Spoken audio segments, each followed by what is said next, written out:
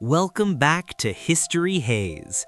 We've all seen fake news on the internet, but imagine picking up a newspaper in the morning and reading with absolute scientific certainty that the moon is inhabited by bat-winged humanoids, sapphire temples, and miniature bison. This isn't a plot from a sci-fi movie. It was the biggest news story in the world back in 1835. This is the story of the Great Moon Hoax. At the time, the world was obsessed with the stars.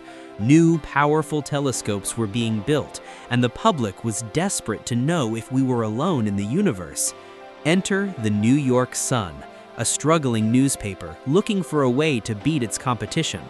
On August 25, 1835, they dropped a bombshell. They published a series of articles claiming that the famous astronomer Sir John Herschel had built a colossal revolutionary telescope in South Africa.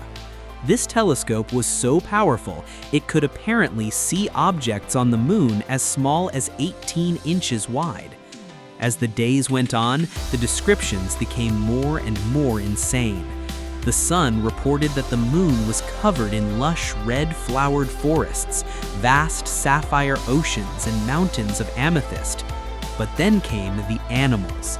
They described herds of brown bison that were only 4 feet tall, blue goats with single horns like unicorns, and bipedal beavers that lived in huts and used fire. The public was absolutely hooked. People were lining up for blocks in New York City just to get the latest update on the lunar discoveries. The climax of the story arrived when the paper described the moon's intelligent inhabitants, the Vespertilio-homo, or man-bats. According to the articles, these were 4-foot-tall humanoids with copper-colored fur and giant translucent wings.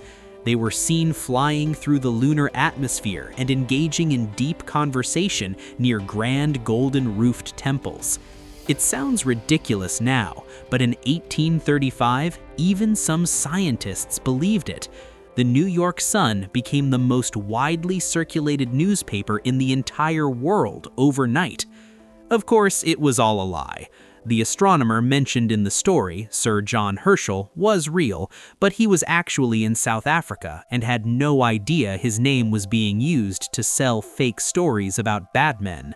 The entire thing had been cooked up by a clever reporter named Richard Adams Locke. He didn't even intend for it to be a scam. He claimed it was meant to be satire, poking fun at how gullible people were when it came to science. But the public didn't want satire. They wanted the moon bats. The hoax finally unraveled when other papers tried to get copies of the original scientific journal the Sun quoted, only to find that the journal didn't exist. Despite the truth coming out, the New York Sun never issued a formal apology. Why would they? They had already made a fortune and become the most famous paper in the country. To this day, it remains one of the most successful pranks in history. A reminder that when people want to believe in something magical, they'll ignore every red flag to do it. So, next time you look at the moon, just remember, for a few weeks in the 19th century, everyone thought it was a party of flying bat people and sapphire mountains.